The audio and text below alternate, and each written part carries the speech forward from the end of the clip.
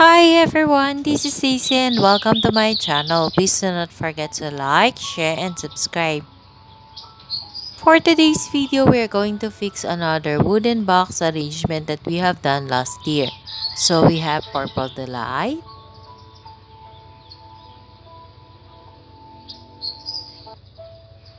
we have Laila Sina, we have an Aloe, Fred Ives, we also have Darly Sunshine at the back, and Pencil Cactus. I also have here Haworthia and some more aloes on the back part. So first, we have to uproot everything or the succulents and aloes, Haworthia, cactus in the wooden pot. We have to uproot them to check if the roots are okay and if the soil mix is okay. But I'm not planning to plant it again here in the wooden box because I wanted to varnish again this wooden box to restore yung beauty nung wooden box. So, I will pot the aloes and other succulents in a new or used pot that I have here in my garden.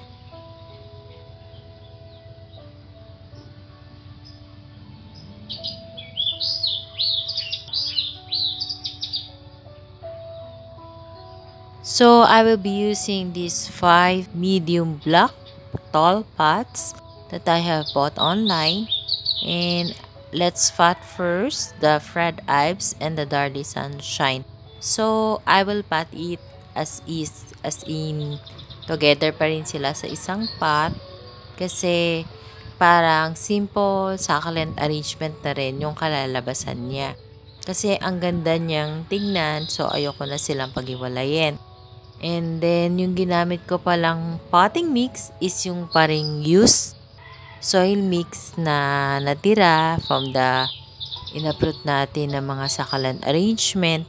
And then, I just added some Osmocote to give nutrients to the used soil mix as well as to the succulent that we are going to pot. And I will be using black sand as top pressing for today's video. So, I sprayed alcohol in the Fred Ives and Darly Sunshine kasi pareho silang lapitin ng mealybugs. Although wala akong nakitang insects or mealybugs, I just wanna make sure na walang pest. Kasi since nirepat na rin natin, i-disinfect na lang din natin sila. So, the next spot, I will be potting here the Pencil Cactus and I also trim the roots. And I will put here also the Purple Delight and I think the other one is Mrs. Richard if I'm not mistaken. And I'm going to put also this small Echeveria, the Laila Sina. So, parang simple arrangement din siya katulad nung first pot na ginawa natin.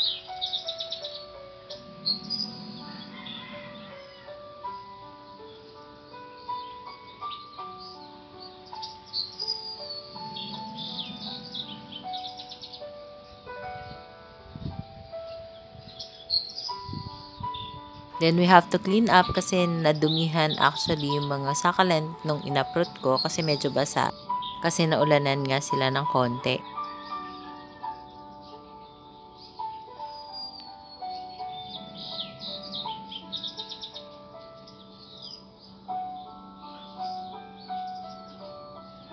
And then, on the third pot, we are going to pot this hybrid aloe.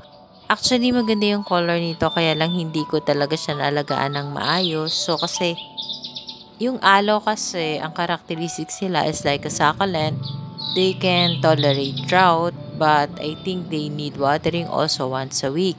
Since hindi nga nauulanan and since December, hindi na ako nagdidilig sa veranda area, kaya medyo parang dehydrated siyang tignan and so brittle na yung mga petals niya. Actually, may nabali nga akong petals, pero that's okay. And then, yung roots ng aloe is tumataba siya. I mean, mabilis mag-grow yung roots niya unlike sa succulents na very manipis. Katulad din ng cacti, manipis. Pero ang aloe, tumataba yung kanyang roots. Katulad din ng haworthia. So, same pa rin yung top dressing na gagamitin ko dito. It's the black sand. So, tignan natin pag na-stress siya kung maganda yung color niya.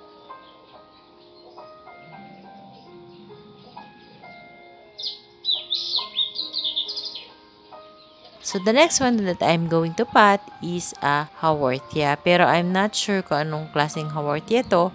Pero matagal na to sa akin kasi parang nirepat-repat ko lang din siya. Tapos, I think 2 years na to sa akin. And then, pag nirerepat ko siya, yung mga ibang babies niya, ginagamit ko din sa succulent arrangement. Ito talaga yung pinaka-mother plant niya. Yung ibang babies niya kasi na maliliit dati, ginagamit ko sa mga arrangement. Healthy pa naman siya, hindi naman siya dehydrated, and mababait naman talaga ang mga haworthia. Wag lang talaga sila ma-overwater. And napansin ko din, pag marami silang babies, yung naging clumping sila, tapos naulanan sila, parang hindi nila kaya yung too much water from the rain, tapos clamping. Dapat nga, di ba, pag clamping, mas maraming iinom na roots. Pero ang haworthia, sa experience ko, pagka naulanan sila, tas clamping, mabilis sila mag-rot. Siguro yung water kasi nagsistay between sa leaves ng mga babies or between dun sa leaves ng mga haworthia. Kaya mas mabilis sila mag-rot. Pero magaganda din ng haworthia. Ngayon nga sa market, ang daming lumalabas na variegated haworthia. And then the fifth one that we are going to pot is another kind of hybrid aloe. Hindi ko na din alam kung anong variegation or anong kulay ang binibigay nito pag fully stressed siya kasi nga medyo dehydrated. And nag-iingat ako habang nililinisan ko ng brush yung mga leaves kasi so brittle. So talagang dehydrated siya. So yun yung characteristics ng mga succulent and cacti. They can tolerate drought. Meaning even if you don't water them from time to time or a month, they can survive. But syempre, don't expect a healthy plant. Although they are drought tolerant, they still need water in order to grow and to become healthy.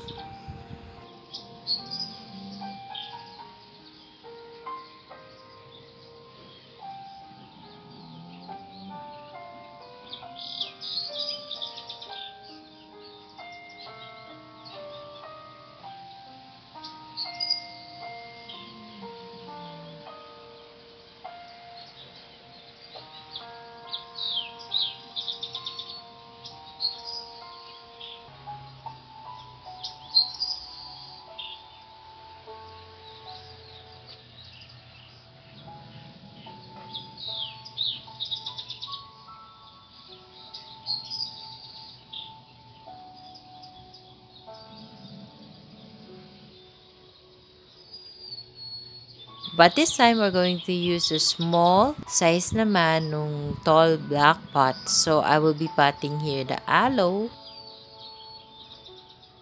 Itong aloe naman na to is parang mas manipis yung kanyang petals compared dun sa unang dalawang ipinat natin kanina.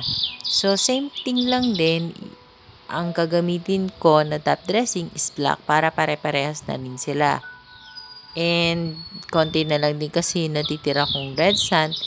So, I'm saving it for the small white pots if ever na may iriripat tayo na maliliit na succulents.